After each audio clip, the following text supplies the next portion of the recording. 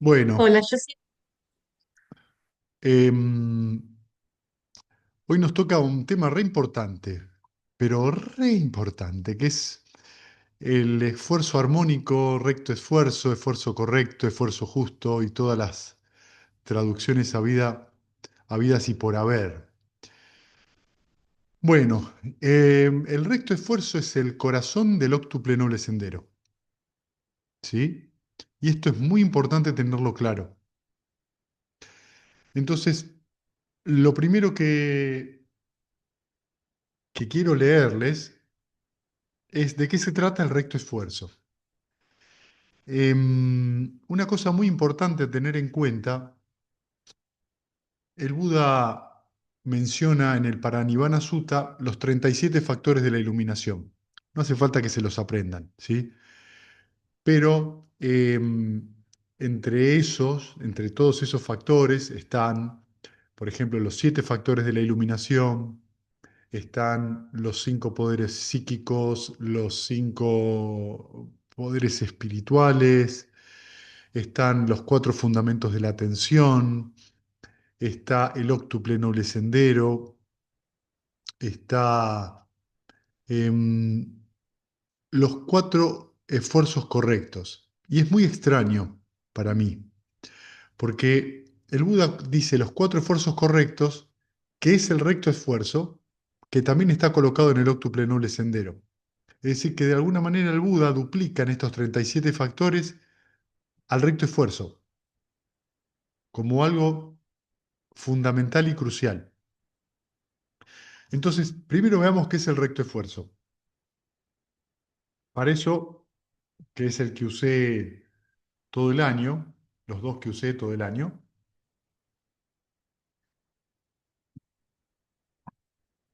usé el Majjhima Nikaya número 117, ¿sí? Y dice, ¿qué es, amigos, el recto esfuerzo? He aquí, amigos, que un monje procura impedir, o una persona, procura impedir que surjan estados malos y perjudiciales no surgidos, se esfuerza, despliega su energía, agudiza la mente y persevera, procura fomentar la renuncia a los estados mentales, malos y perjudiciales ya surgidos, se esfuerza, despliega su energía, agudiza su mente y persevera, procura que surjan estados beneficiosos no surgidos, se esfuerza, despliega su energía, agudiza la mente y persevera, procura mantener, conservar, clarificar, fomentar, desarrollar plenamente, cultivar y llevar a su perfección los estados beneficiosos surgidos. A estos amigos se les llama el recto esfuerzo. ¿Sí? Entonces, esto es una posible traducción, ¿sí?, del recto esfuerzo. En otras traducciones nos vamos a encontrar con, que el recto esfuerzo es cuando hay un estado incipiente negativo, la persona hace el esfuerzo de abandonarlo. Cuando hay un estado incipiente, cuando hay un estado negativo que ya surgió en la mente, hace el esfuerzo y lo abandona.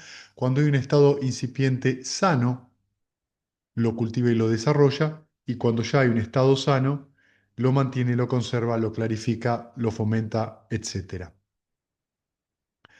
Entonces, fíjense que esto es muy interesante porque esto coloca en relación directa con lo que nos dice el Samadhi Sutta, o sea, el sutta de la, el punto de vista armónico, que Sariputta le dice a los monjes, bueno, lo primero que nosotros tenemos que discernir, que no sé si lo tengo aquí, sí lo tengo aquí, así se los leo mejor que los diga él en vez de que lo diga yo, que dice esto: amigos, cuando el noble discípulo conoce lo perjudicial y la raíz de lo perjudicial, conoce lo beneficioso y la raíz de lo beneficioso, entonces, amigos, decimos que el noble discípulo tiene recta opinión o punto de vista armónico, ¿sí? Se conduce rectamente, tiene plena confianza en la enseñanza y ha penetrado bien en ella. Entonces, en realidad lo que está acá diciendo Sariputta es algo muy claro. ¿Qué es lo sano? ¿Qué es lo no sano mentalmente? Y por supuesto, verbalmente y por supuesto de acción física. Y eso está colocado al principio de la recta visión de este sutta. Es decir, que empieza enseñándole a los monjes, mostrándole qué cosa es saludable y qué cosa no lo es. El recto esfuerzo lo que nos está mostrando es que una persona procura impedir que surjan estados malos y perjudiciales no surgidos. Y fíjense lo que dice. Se esfuerza, despliega su energía, agudiza la mente y persevera. O sea, miren lo que usa el Buda. Se esfuerza, despliega su energía, agudiza la mente y persevera. No está diciendo chauchitas. Está diciendo que un estado mental que no ha surgido requiere la completa atención de la persona en relación a lo que sucede momento a momento en su mente.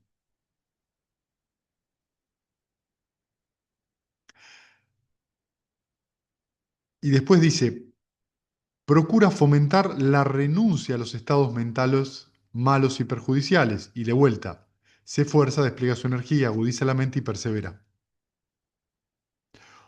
O sea que procura fomentar la renuncia. ¿Vieron qué extraña traducción? No lo digo por mala, digo, procura fomentar. Es decir, que lo que trata es de fomentar la renuncia a todos los estados malsanos. ¿Por qué procura? ¿Por qué toma esa determinación o intenta generar las condiciones? Porque no es fácil abandonar un estado malsano. ¿Por qué no es fácil? La principal causa es porque estamos identificados. Al estar identificado en general no me doy cuenta de que estoy en un estado malsano, pese a que me siento mal. Vamos a dar un ejemplo. Estados malsanos, por ejemplo, cualquiera de los cinco obstáculos. Duda, aversión, enojo, irritación, ansiedad, inquietud, preocupación, remordimiento, culpa, pereza, letargo, pesadez mental, duda, miedo, deseo sensorial, deseo sensual totalmente fuera de sí, con la comida, la bebida, lo que sea. Todos esos son estados mentales malsanos. Por eso se los describe como obstáculos.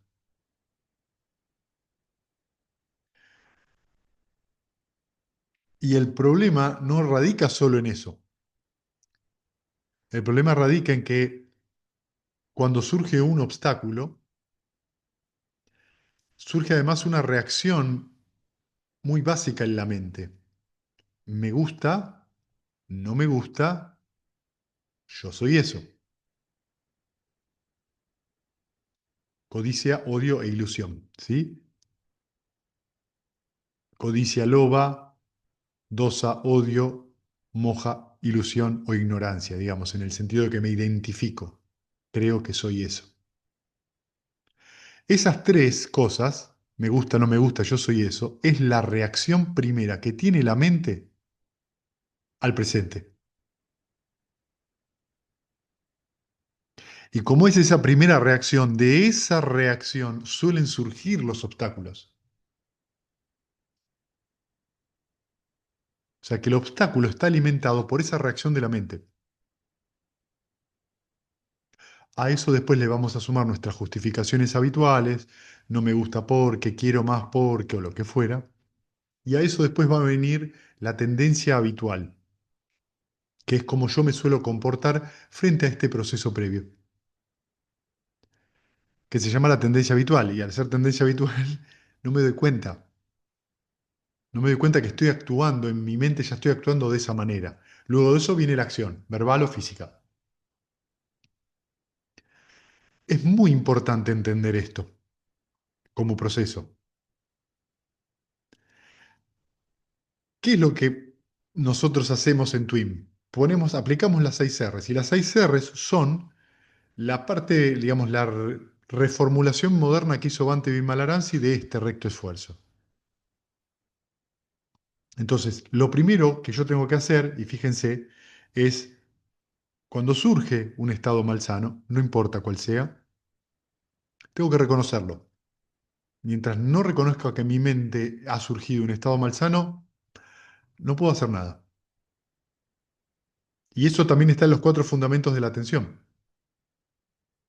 ¿Sí? El cuerpo, las sensaciones, o sea, la vedana, el presente, la experiencia presente, mi estado mental y los fenómenos mentales.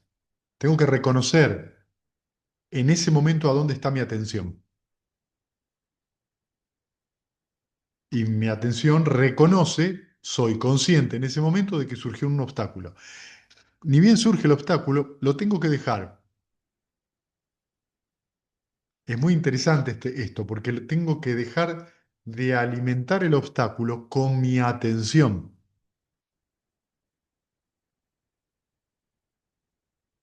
Y ahora vamos a ver varios matices de acá.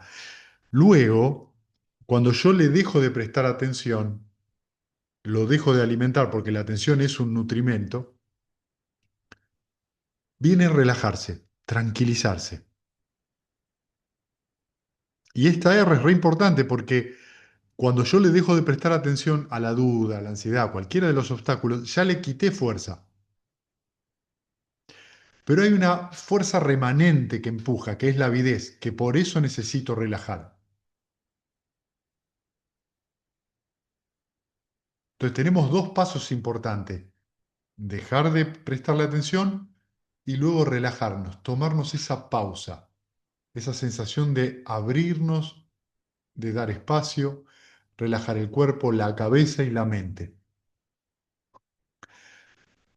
Y esa es la primera parte de este esfuerzo correcto. Reconocer, soltar, relajar. Luego tenemos la otra parte, que dice así: procura que surjan estados beneficiosos no surgidos. Se esfuerza, despliega su energía, agudiza la mente y persevera. ¿Qué significa esto? Las 6 R's. Sonríe. Uno sonríe.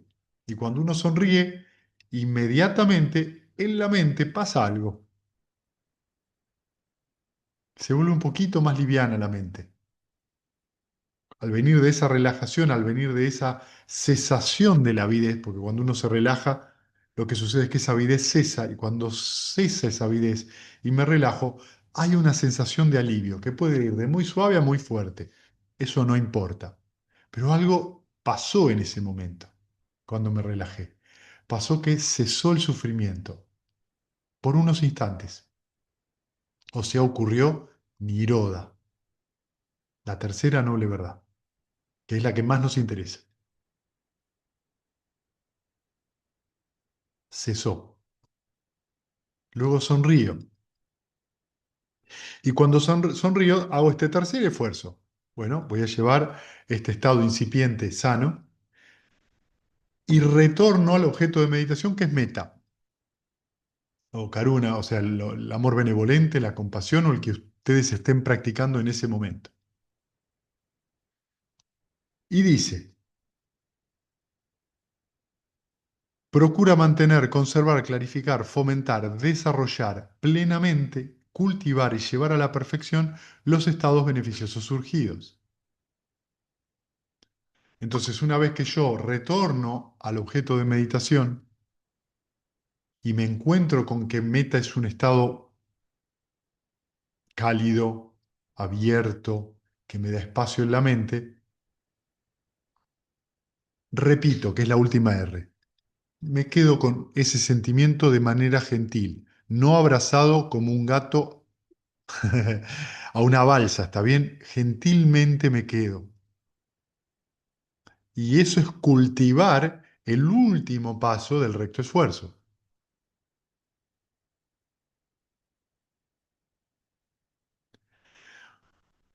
Entonces, fíjense qué importante que es esto, porque el recto esfuerzo es el sub y baja. Y el tornillo que está en el medio del sub y baja es la relajación, porque es lo que termina haciendo que el sub y baja empiece a subir en el otro sentido, ayudado por la sonrisa, ayudado por esa intención de volver al objeto de meditación. ¿Por qué Buda le habrá llamado recto esfuerzo? Porque hay que remarla en dulce de leche muchas veces. Hay que hacer un gran esfuerzo porque estamos muy acostumbrados a justificar nuestras penas, a justificar nuestras tristezas, nuestra ansiedad, nuestra falta de amor propio, nuestra crueldad hacia nosotros y los demás. Es muy habitual. Y con esto, sin que salga nada de nuestra boca, ¿eh? No estoy ni siquiera hablando de nuestra relación con el exterior, es cómo nos hablamos a nosotros mismos. Entonces, el recto esfuerzo es un proceso de alquimia que hacemos adentro de nosotros. Nos encontramos con plomo y lo tenemos que transformar en oro.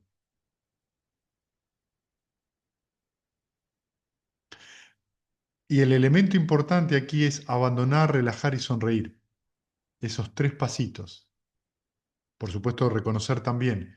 Pero lo que va transformando justamente es que abandonamos, dejamos ir. Y esto es el acto mayor de generosidad que podemos tener. Lo dejo ir. No importa que tenga razón. Lo dejo ir igual. Porque el razonamiento lleva a que me siga sintiendo mal. Y aquí hay algo muy interesante dentro del Dhamma, de la enseñanza budista, que por un lado nosotros tenemos Chitta, que es la mente que siente, o el corazón, para ponerlo en un plano más occidental, y Manas, que es la mente que calcula, piensa, razona y compara.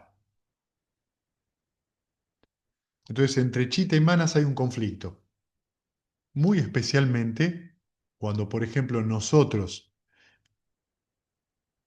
pensamos que tenemos razón, y fíjense que digo, no digo sentimos que tenemos razón, pensamos que tenemos razón, por ahí la tenemos, pero nos seguimos sintiendo mal. Este conflicto, este conflicto es donde acá nos viene a auxiliar la palabra en Pali samma. Samma es armónico, se lo traduce como recto. Vieron que los 8 pasos del octuple sendero son recta visión o recto punto de vista, recta intención, es armónica, armónico punto de vista, armónica intención, armónico hablar o armónica comunicación, armónica acción, armónico sustentamiento, armónico esfuerzo. Es un esfuerzo para lograr armonía. Armonía entre qué y qué, chitas y manas. Para eso tenemos que entender siempre, siempre algo muy importante. Si nos ponemos del lado de manas, vamos para el mal camino.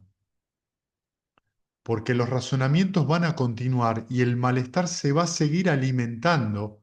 ¿Por qué? Porque no lo estoy abandonando. No estoy abandonando esa opinión personal.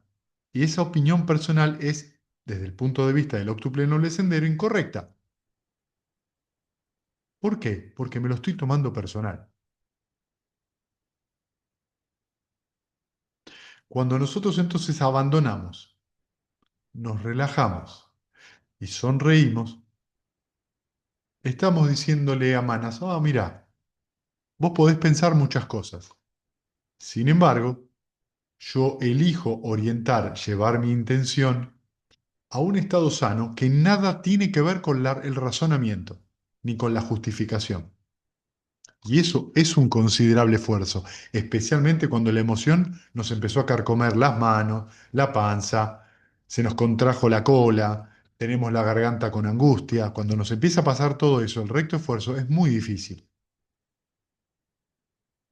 Pero he aquí que viene el chapulín colorado y nos dicen, ¿por qué no meditas?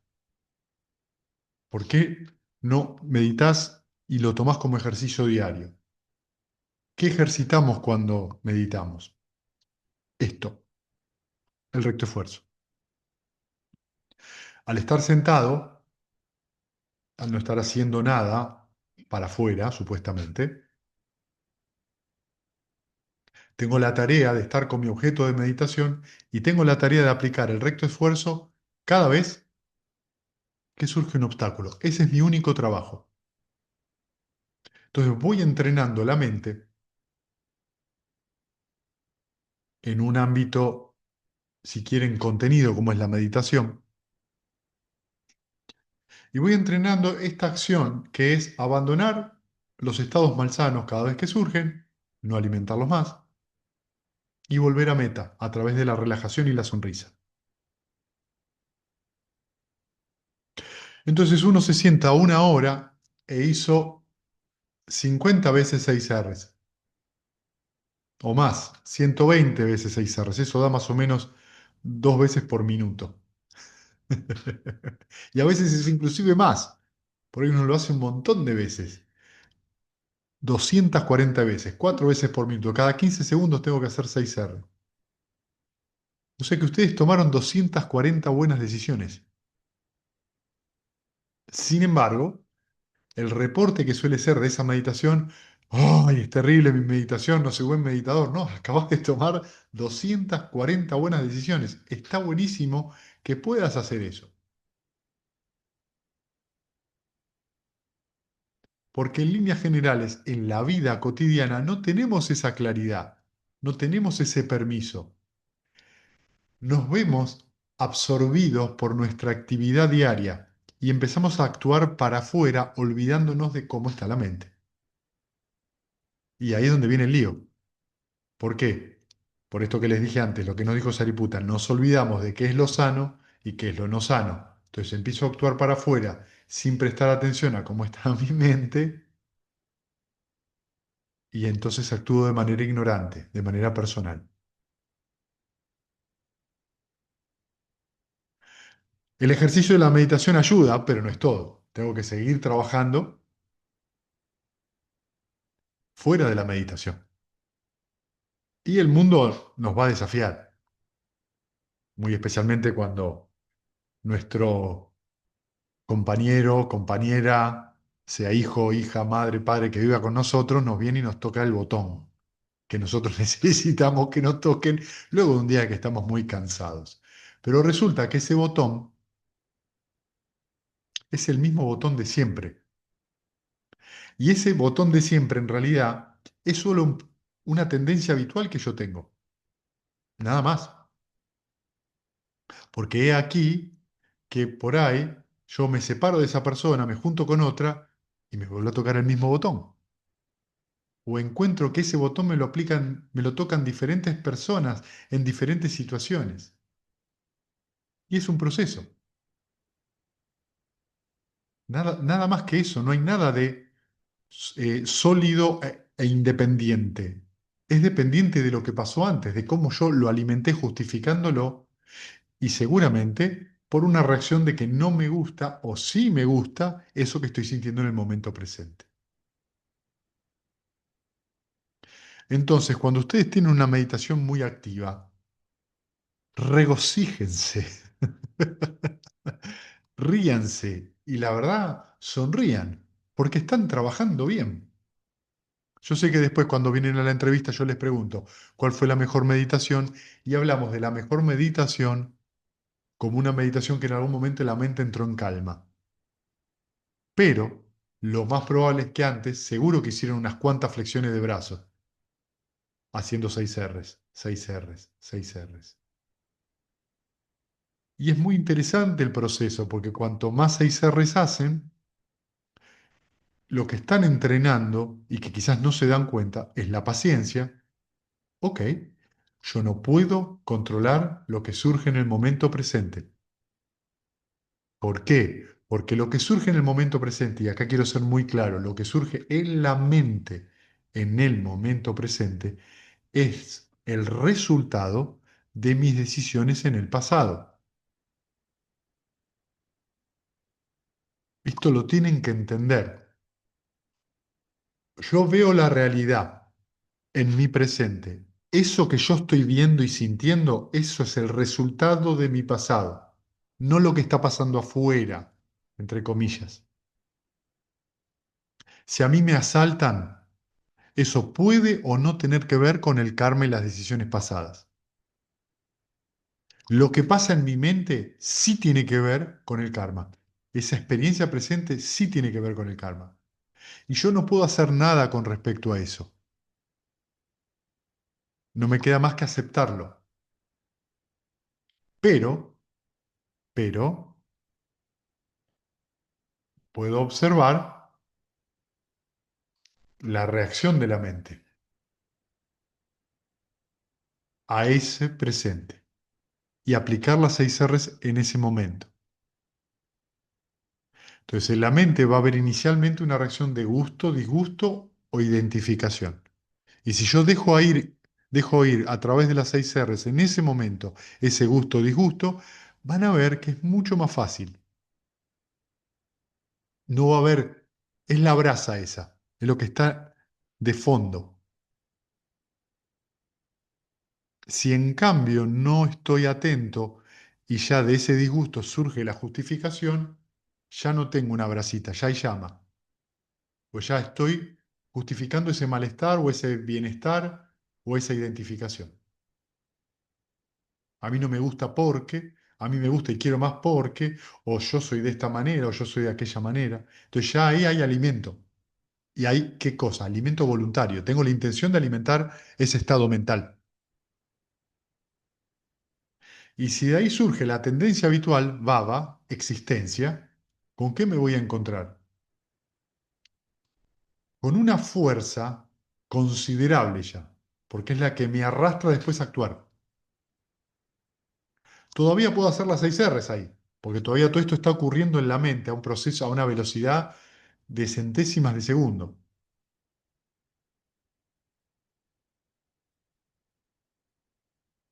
Ya cuando actúo, bueno, ya está.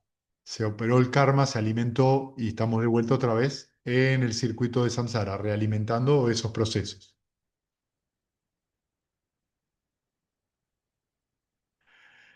Entonces, fíjense qué capital importancia tiene el noble esfuerzo. Y es un noble esfuerzo. Cuanto antes agarramos la reacción, más fácil es dejarla. Muchos de ustedes tienen experiencia haciendo retiros largos y saben, por ejemplo, que después de varios días del retiro, 5 días, 4 días, la mente empieza a serenarse y empiezan a poder ver estos pequeños movimientos y los dejan ir. Y viene en el reporte, en la entrevista, mira, dejé ir el obstáculo como nada. Es más, la mente lo dejaba ir solo. ¿Qué significa? Que es mucho más fácil dejar ir esa chispita que todo el rollo emocional y el drama que nosotros agregamos. Porque, lo creamos o no lo creamos, lo único que estamos viviendo en ese momento es una sensación agradable, desagradable o neutra. Todo lo demás lo agregamos nosotros. Eso es todo lo que es el samsara. Nada y un montón. Nosotros le cargamos las tintas a eso. Le colocamos el drama a través de la personalización. Esto es mío. Este soy yo. Esto es mi yo. Y para que surja esto, tiene que actuar manas, la mente que compara. Esto es mío.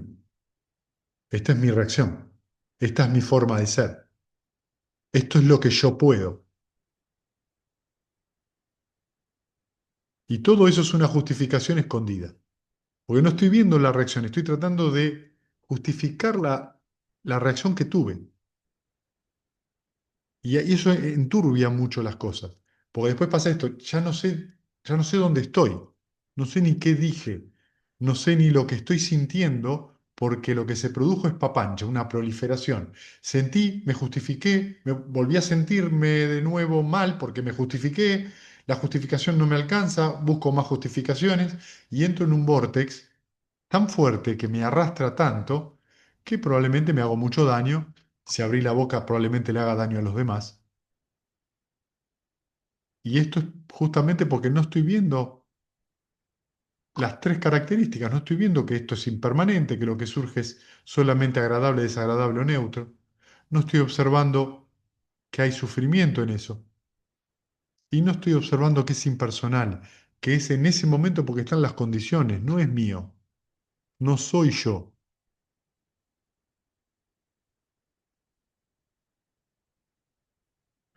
Entonces cuando meditamos ganamos espacio en la mente, distancia. Puedo empezar a ver que estoy con el objeto de meditación, estoy con la mente amorosa, surge una distracción y está bien. Está bien que surja. ¿Por qué? Porque en el pasado eso yo lo alimenté. No puedo hacer nada con eso, en el sentido de que se vaya. No puedo hacer seis R's con lo que estoy sintiendo en el presente. Puedo hacer seis R's a mi reacción a eso. Puedo dejar ir mi reacción.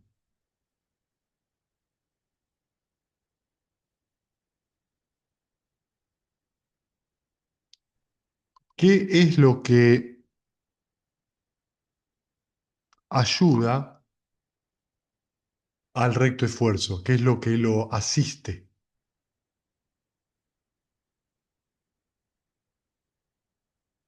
Y ahora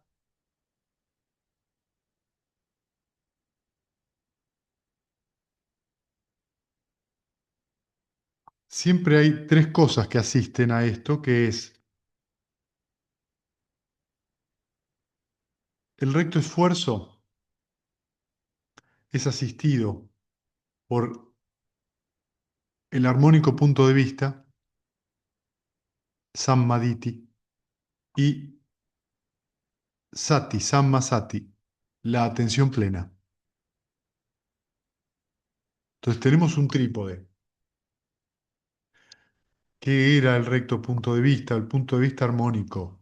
Básicamente, la condicionalidad de todo.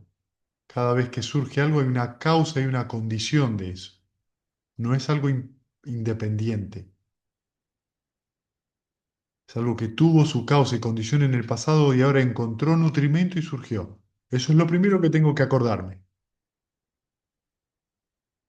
Lo segundo es sati. Sati es recordar cómo se mueve la mente de un objeto a otro. Y fíjense que hay una relación acá. Tengo que recordar que hay condición y hay efecto, o sea, causa y efecto. Y atención es recordar también, porque en sánscrito smriti, ¿es la palabra? Es memoria. O sea, me tengo que acordar.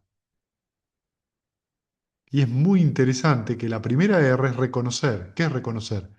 Ah, yo tengo que recordar que esto es solamente algo que surge. Tengo que hacer memoria. Esto es así. Y luego viene el recto esfuerzo.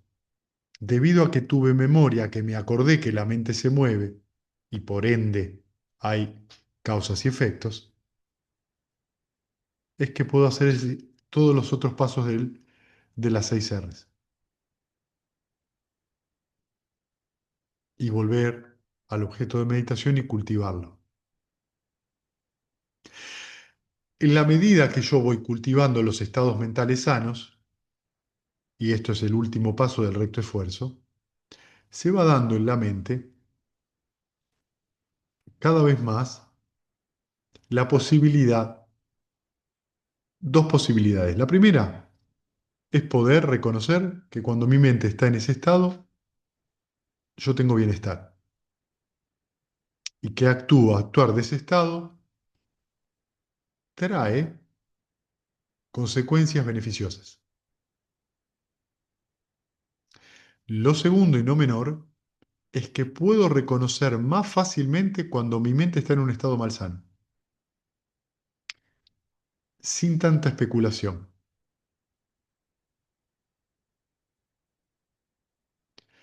El Buda era un hombre muy práctico, pero muy práctico.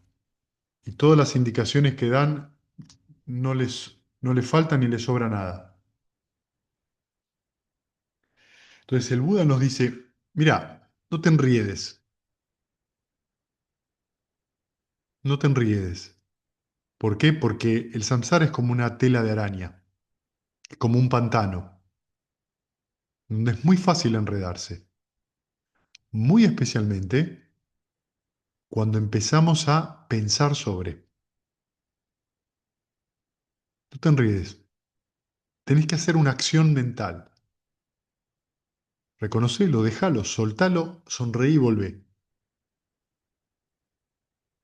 Tenés que ser práctico con la mente. Esto es re profundo. Siempre cuando hablamos de alguien que es práctico, creemos que es práctico en sus acciones, cosa que puede ser. Pero el Buda nos dice, tenés que ser práctico con la mente, limpio y directo. Nada hacer grandes elucubraciones que no conduzcan inmediatamente a un cambio. Si yo, a través de este recto esfuerzo, a través de esta practicidad mental, no llego a un cambio verbal o físico, no estoy haciendo nada. Me estoy enredando más.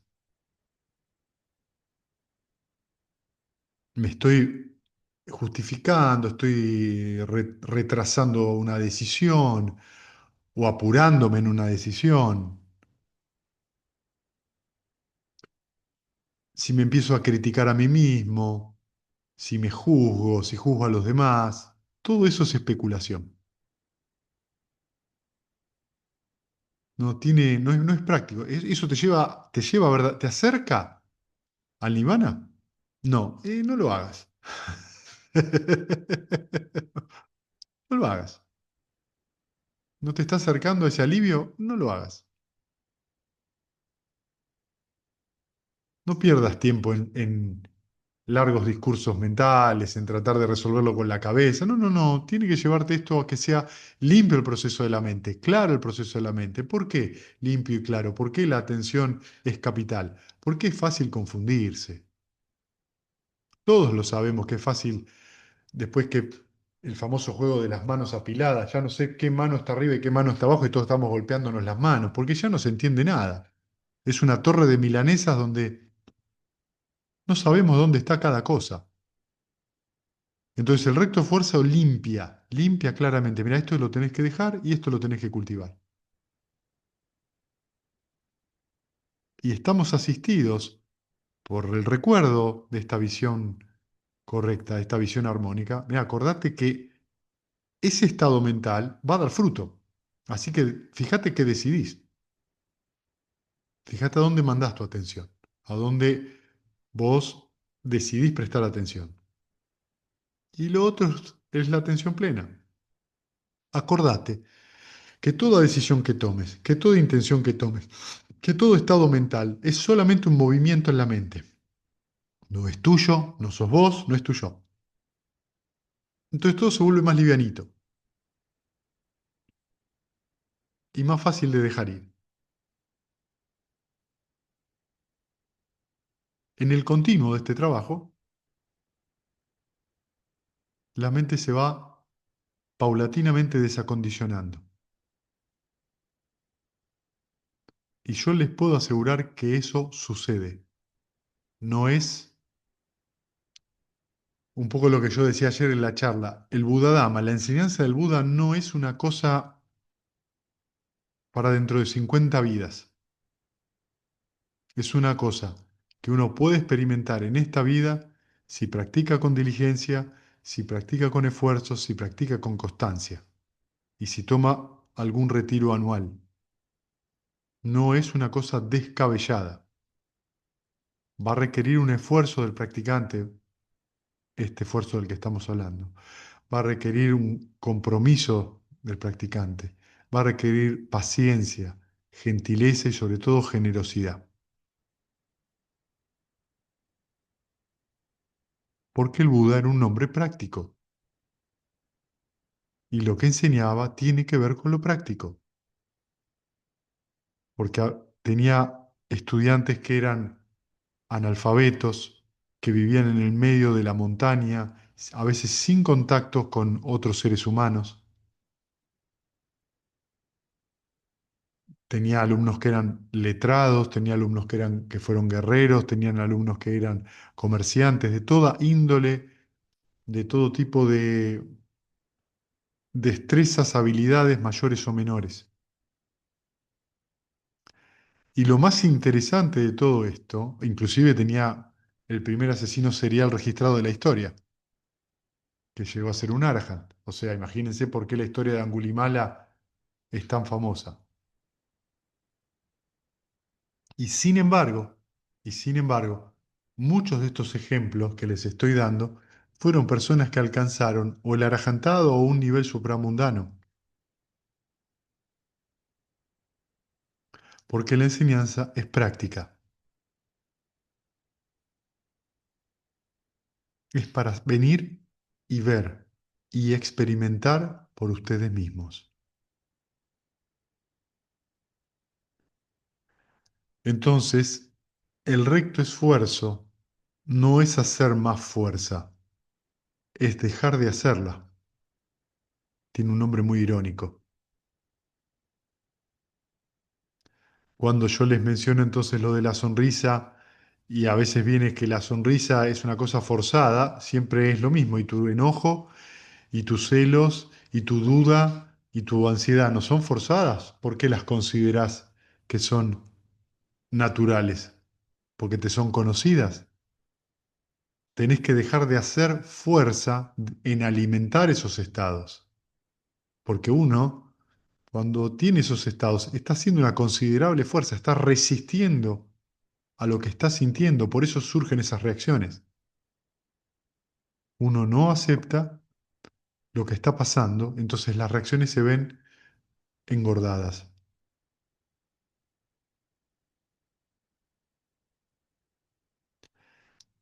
Entonces el esfuerzo es dejar de hacer fuerza.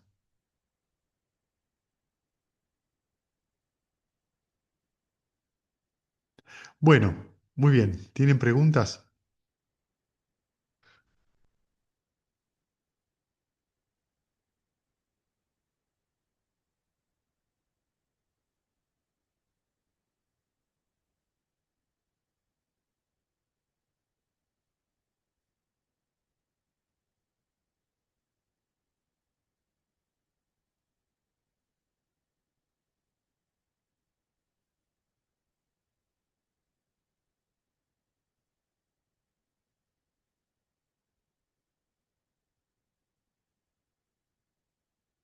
Sí, No es, no sé si es pregunta, sí me genera conflicto el hecho de que, bueno, como no puedo concurrir a los retiros, cuando no puedo hacerlo, inclusive los online, que tuve la bendición de hacer un montón y ahora, bueno, tengo otros movimientos familiares, etcétera, etcétera, bueno, ahí me genera culpa. Entonces estoy trabajando mucho las 6 R's ahí también, ¿no sabes?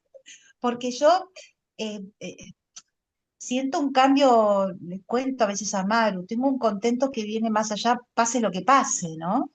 Y con experiencias que he tenido, estas últimas caídas, por ejemplo, me acuerdo antes de caerme, yo estaba con inquietudes internas. Después que me caí, me parece que dejé unos cuantos kilos ahí. Digo, como voy notando los cambios, la vez pasada en una de las charlas vos decís, imagínense si tienen que estar 2 horas en una sala de espera, ustedes en la sentada pueden estar, y yo he estado 2 horas o más esperando resultados en la sala de espera, y con esta práctica todo el tiempo, a veces en esos tiempos más de 6 R's menos, cuando me sucedió de tragarme la espina y todo ese proceso, yo no entendía, porque eso fue como al principio de la práctica, y yo hacía las 6 R's, hacía las 6 R's, y la verdad que me sigo sorprendiendo de los resultados y de cosas que aplico en lo cotidiano, las sentadas son cortas en casa. Y bueno, nada, estas culpas, entre comillas, le aplico las 6 R's cuando me vienen, pero bueno, quería compartirlo porque la culpa como tal,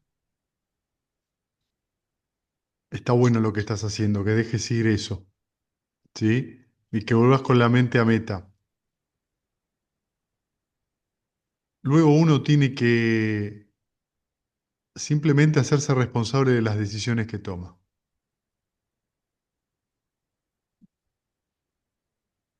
Nada más que eso. Si estoy acá, si estoy allá, y las dos cosas están bien. Así como antes les comentaba que el entrenamiento del Buda tiene como objetivo el nirvana, no significa que todos los que practican este camino tengan esa intención. Y Que eso me cuestiono también, eso. Si yo eh, siento lo que siento así con todo este proceso, digo, ¿a dónde nos estás invitando, ¿no? En esto, más todavía, a veces me sorprendo en eso, ¿no? sí, sí, sí, te entiendo. Digo que no siempre, digamos, la enseñanza del Buda tiene ese objetivo, llamémosle así. Pero después las personas se pueden acercar a la práctica por diferentes motivos y también practicar hasta donde cada uno quiere. Y eso está bien. Bueno, Y la- ahí quiero lo otro también, pero no, no, no puedo tomar esa ahí donde decisión. viene el lío, Claro, ahí es donde viene el lío, claro, ahí es donde viene el lío. claro.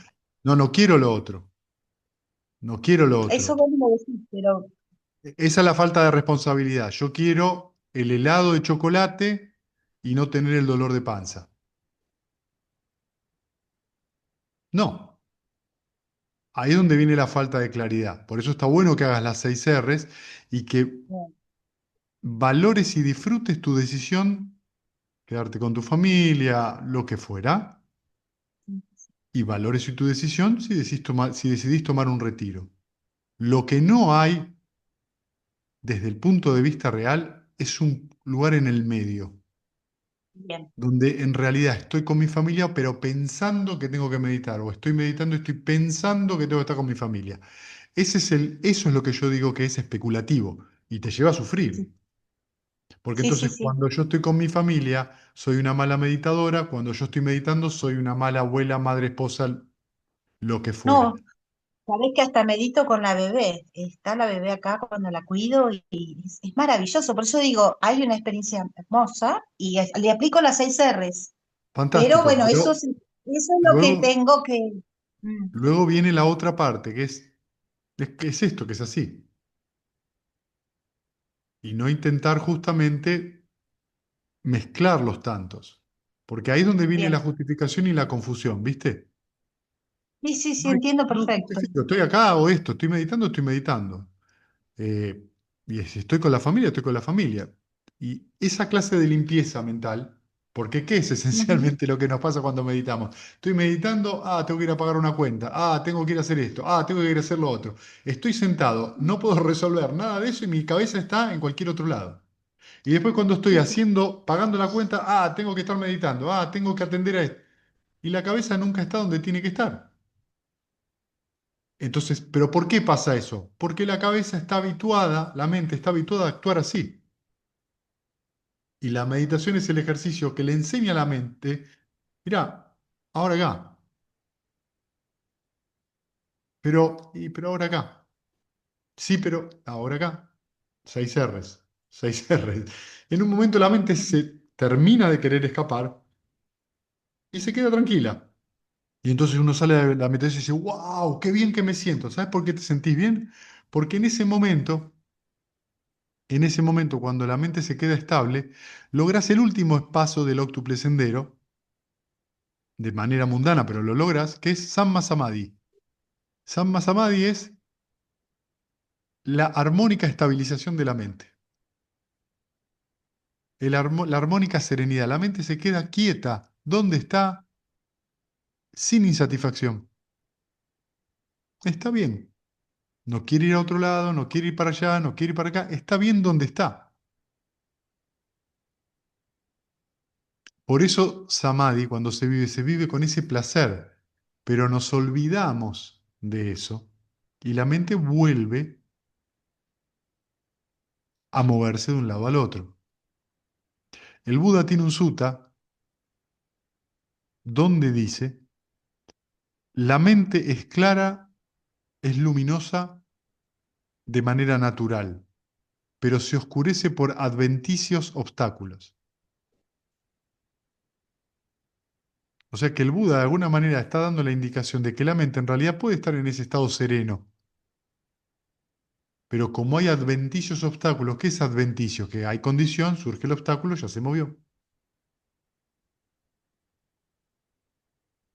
Entonces fíjate que lo que vos misma te podés enseñar es esto. Ah, cuando medito en algún momento siento esa serenidad. ¿Y por qué no vas a tener esa serenidad cuando haces tus tareas domésticas, cuando interrelacionas con tu familia? También puede estar esa serenidad. Pero si uno observa claramente, no es la actividad el problema. Cuando digo no es la actividad, siempre me refiero a una actividad que no rompa los preceptos, ¿sí? Digo, es estar con mi familia, estoy comiendo, escuchando una canción, haciendo inclusive cosas que tienen que ver con lo sensorial. Mientras la mente esté tranquila haciendo eso, no hay problema. Y te vas a encontrar que está bien. ¿Qué te ayuda ahí? El amor benevolente. Cuando vos tenés culpa, ¿sabés de fondo lo que estás haciendo?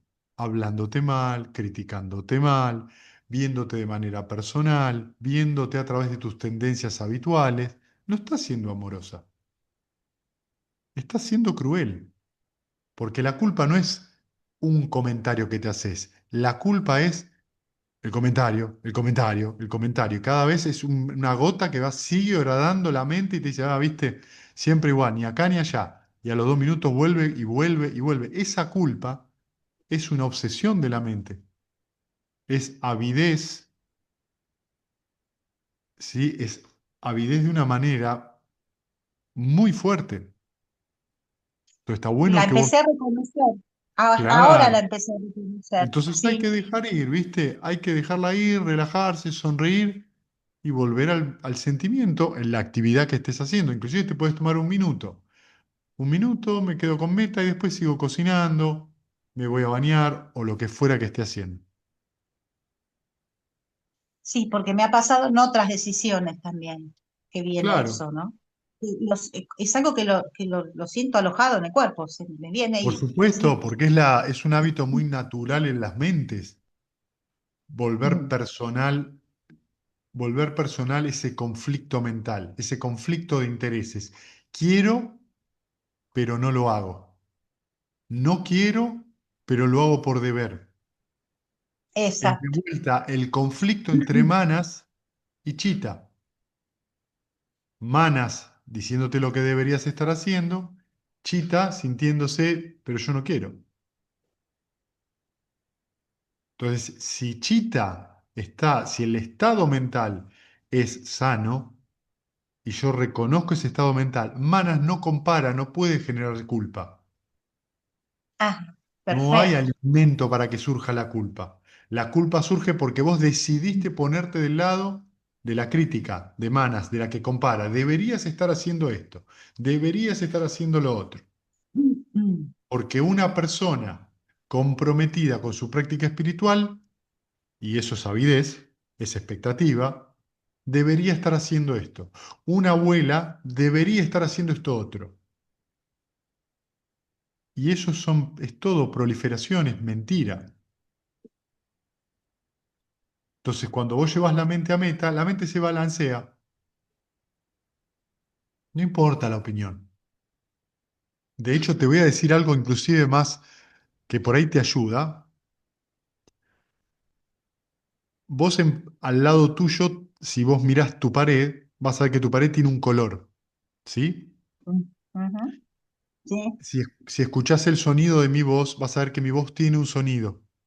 Si olés algo que está ahora en el olor de tu casa, por ahí el olor de la comida o del mate, el gusto del mate, si vos sentís ahora debajo de tu cola el sillón o el almohadón donde estás, todos estos son sensaciones presentes que vos tenés, totalmente incambiables. ¿En qué sentido? Vos estás teniendo contacto con cualquiera de estas 5 cosas, ujú, ¿sí? Para vos dejar de sentir, tenés que levantarte, irte a otro lugar, no vas a escuchar mi voz, no vas a ver esa pared, no vas a oler el mate ni gustarlo, y no vas a sentir el sillón, ¿sí? En la mente, el elemento de la mente que no es cambiable es el pensamiento. ¿Entendés? El pensamiento es el objeto de la mente, como la forma que tenés enfrente y el color es el objeto del ojo, como el sonido es el objeto del oído. El pensamiento no es importante. El asunto es la reacción a ese pensamiento. Entonces la mente te puede decir, vos sos tal y cual cosa. Y ahí se detiene el proceso y vos solamente observás. Es como si vos quisieras cambiar el color de la pared. No podés cambiar el color de la pared en este momento. El pensamiento es igual, es la realidad de ese momento. Surgió. Si vos no reaccionás, ese pensamiento se debilita. Ahora, en cuanto vos reaccionás, no me gusta decirme eso a mí mismo o que el pensamiento ese surja en mi mente, ya lo alimentaste, ya hay el germen de la emoción, la irritación y el enojo. Eso te va a generar la justificación y después viene el baba. ¿Qué es baba? Culpa. Es la tendencia habitual. Me siento culpable. Yo siempre me siento culpable. ¿Entendés? Le pongo la palabra, ahora puse la palabra, el concepto culpa suena, pero Claro, es así, ¿sí? es Es tal así, cual. claro, es una forma de sentir. Claro. Una forma de sentir que está enraizada y entramada con todo un montón de justificaciones y con una aversión de base. La culpa es aversión de base. Esto que yo pienso de mí no me gusta. Yo no puedo ser una mala abuela. Si me voy a un retiro, soy una mala abuela. Si me quedo en mi casa todos los días, soy una mala meditadora. No, Claro, sí o sí, ¿entendés? no No, quedó. esa es la mente, ¿entendés? Y eso es un pensamiento, es una idea, es una fantasía, no es real. Entonces, si ante ese pensamiento vos decís, ah, mirá, pero no reaccionás, el pensamiento pierde alimento y ese proceso no se genera. No se genera esa retroalimentación culpógena que alimenta el proceso. Ah, mirá, el pensamiento puede venir y decirte, ah, no soy un elefante rosa. Ah, mirá, no, no lo soy. Bien, excelente.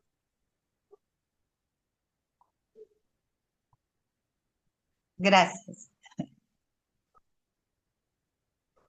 Bien, ¿alguna otra pregunta?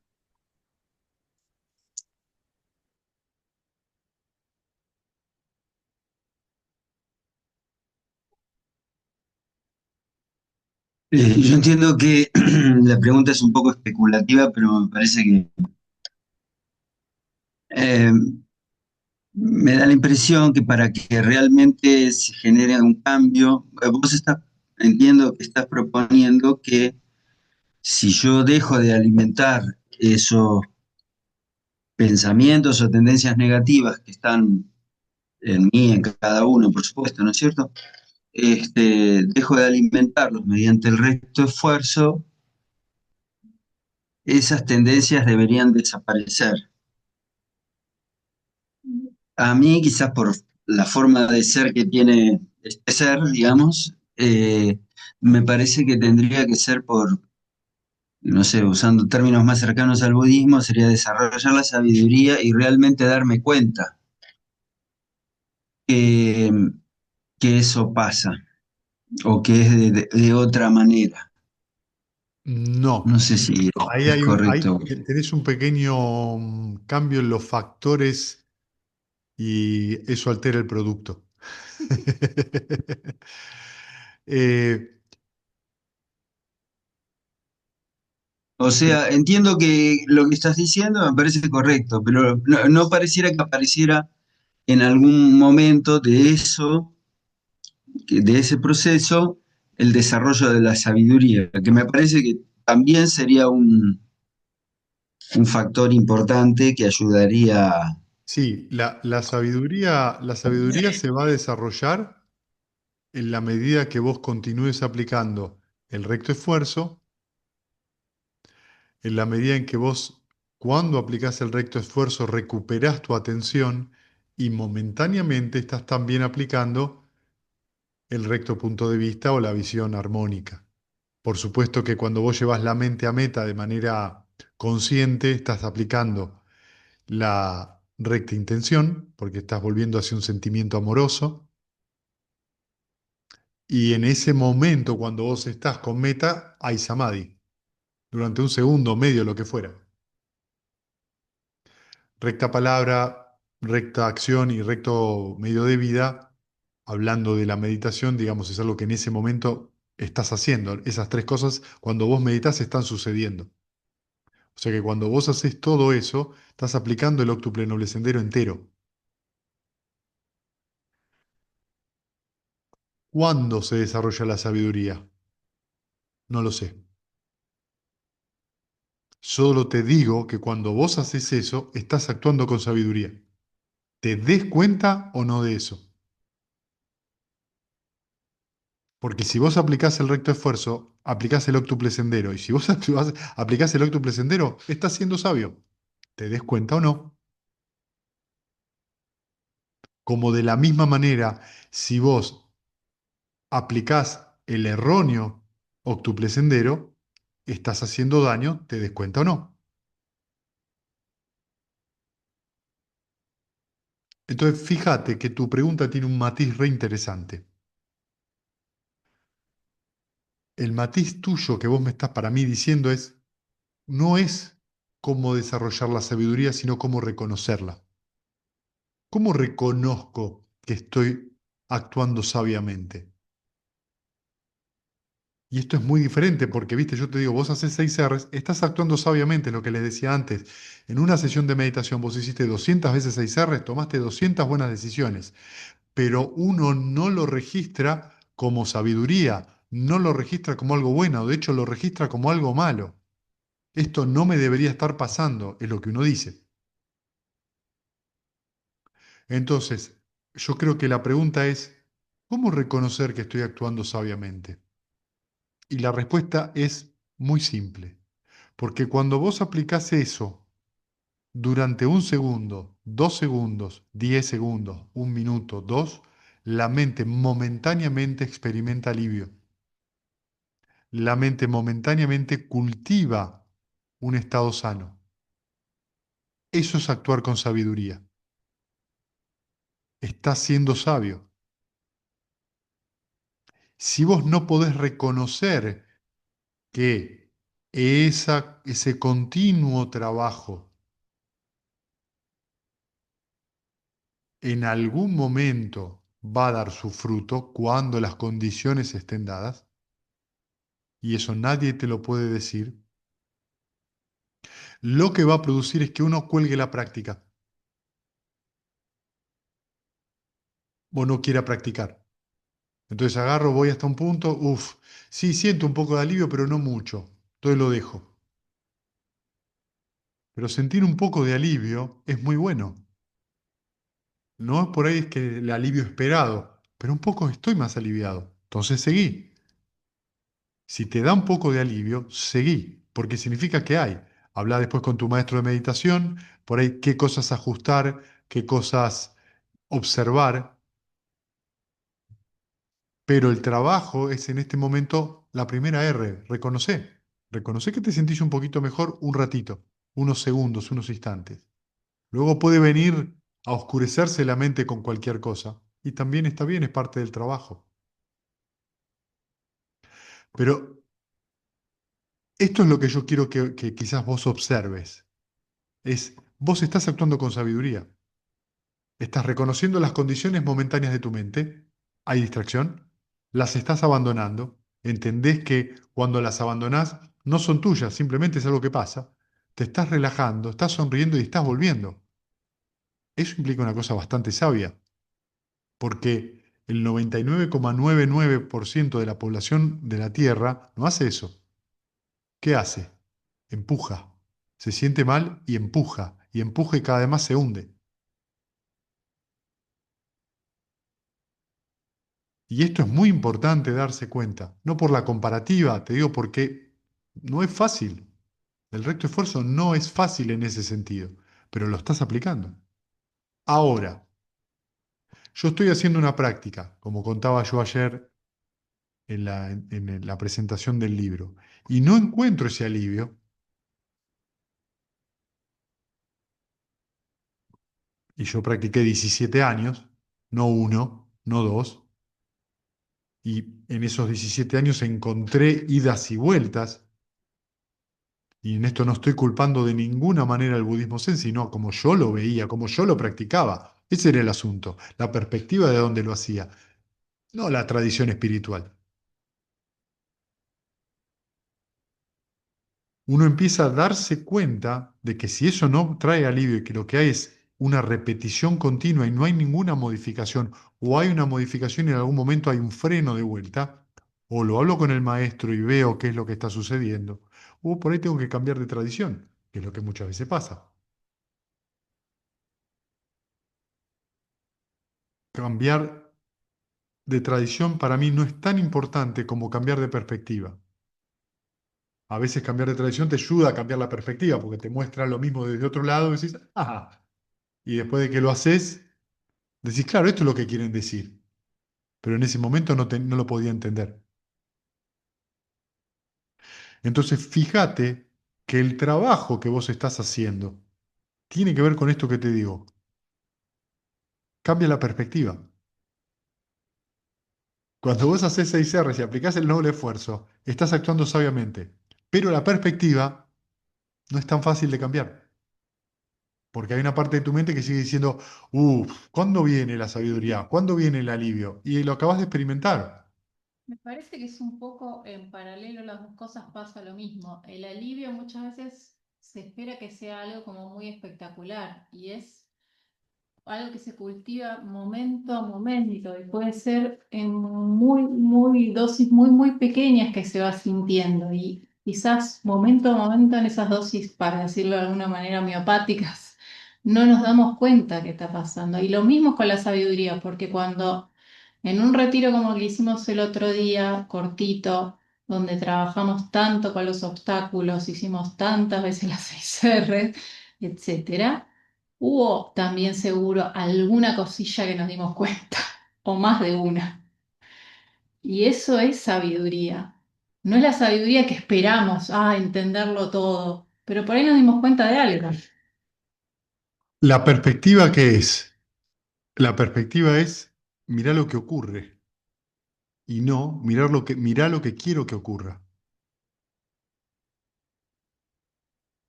La sabiduría es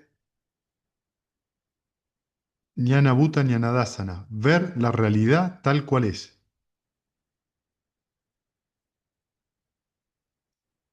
Eso es sabiduría, eso es alivio, pero porque la mente tiene un desarrollo ecuánime tan grande que lo que sucede es que no te enganchas con lo que está pasando.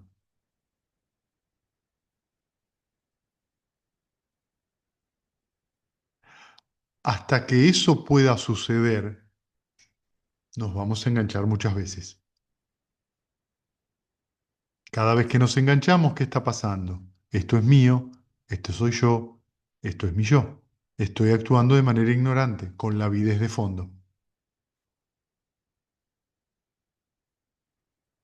Entonces, es parte del camino y parte de la generosidad reconocer esos pequeños movimientos, esos pequeños cambios. Pero no, cambié un poquito y voy y lo pego en la pared. ¿Sí? En la heladera, hoy cambié otro poquito. Y pinto un cuadro y sí hago los palitos del truco.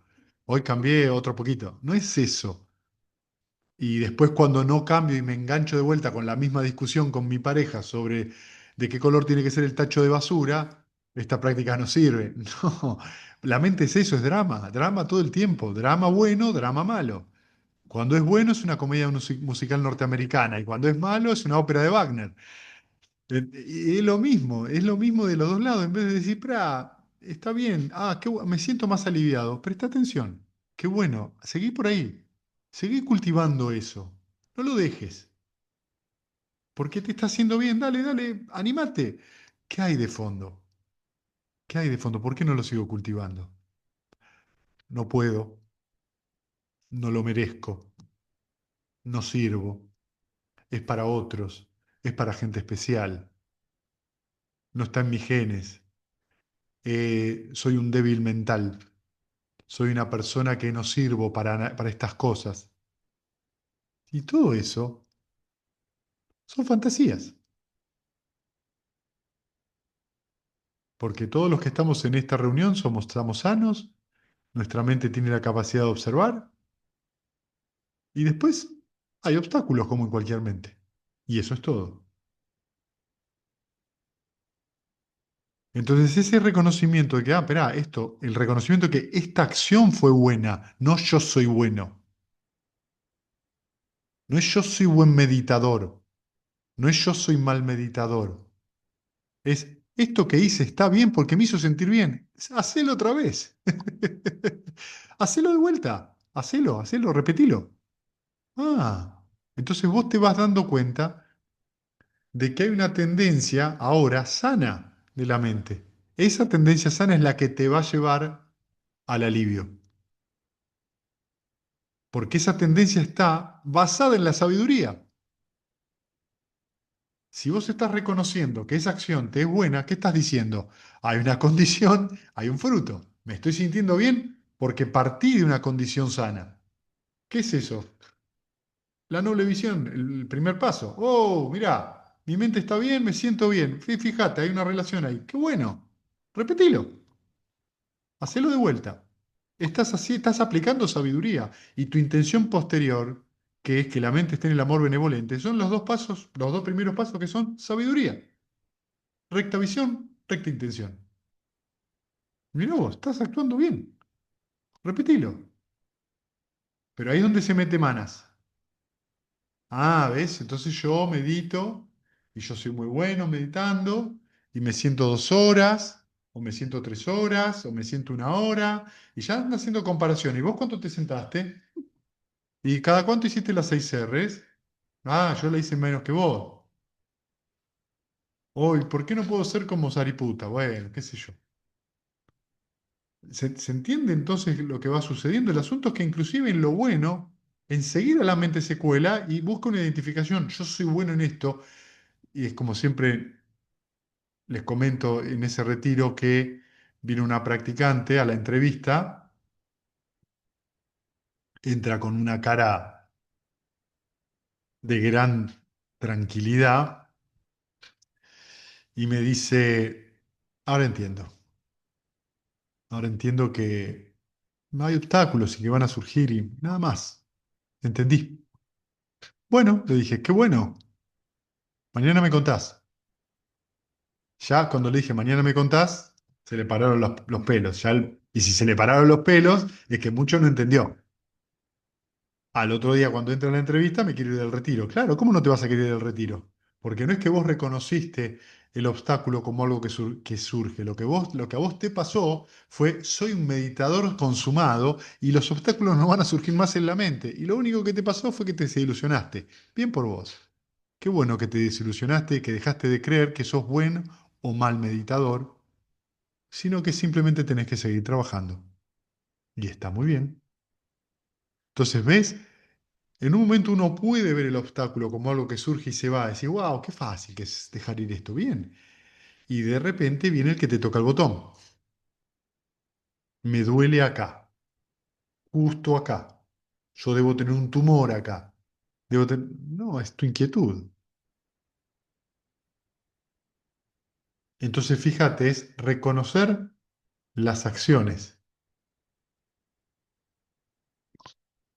e insistir con eso, perseverar en eso, confiar en eso, descansar en eso.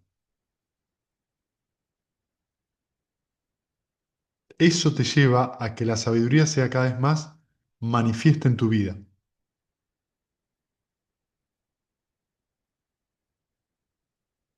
Que vos cada vez la veas más clara en tu mente e inclusive en las personas que te rodean. Ver cómo se mueven y vos no engancharte.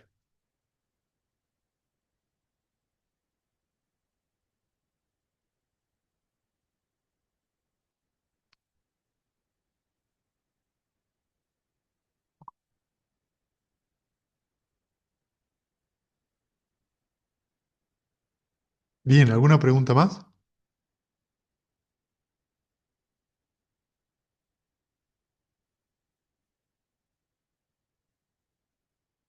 Bueno, compartamos mérito. Que los que sufren sean libres de de sufrimiento y que los sufrimiento, y los aterrorizados, aterrorizados, intrépidos intrépidos sean. sean. Que los Que afligidos los se afligidos se despojen de despojen de todo todo dolor dolor y que todos los seres se alivio. encuentren Que alivio. todos los Que seres todos los seres compartan compartan este que así mérito hemos nuestro, que así adquirido hemos para el logro de adquirido para el todo logro de tipo de todo tipo felicidad. de felicidad. Que los seres que Que los habitan el seres que habitan espacio y el la espacio y tierra, la tierra, levas y Devas nagas y de gran nagas de poder, gran poder, compartan este mérito nuestro y que por nuestro mucho y que por tiempo mucho protejan la tiempo dispensación protejan la del Buda. dispensación de Buda. Sadhu, sadhu. Sadhu, sadhu. Gracias. Gracias, gente. Nos vemos mañana o en algún momento de la Gracias. semana. Chau, chau. Gracias, Chao a Ger. todos. Chao. Buen fin de. Buen fin de